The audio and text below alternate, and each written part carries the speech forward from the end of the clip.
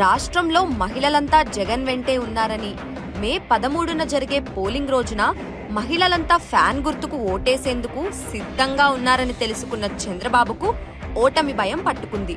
అందుకే మహిళలపై తన టీడీపీ కార్యకర్తల చేత దాడులకు తెగబడుతున్నాడు.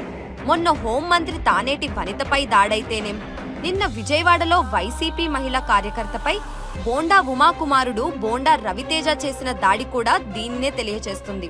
వైసీపీ విజయానికి దగ్గరవుతున్న విషయాన్ని తట్టుకోలేక టీడీపీ ఈ దాడులకు పాల్పడుతుంది. చంద్రబాబు నాయుడు ఆయన కూటమి మహిళలపై చేస్తున్న దాడులు మరియు దౌర్జన్యాలను అరికట్టడానికి రాష్ట్రంలోని మహిళలంతా ఏకమవ్వాల్సిన సమయం ఇది.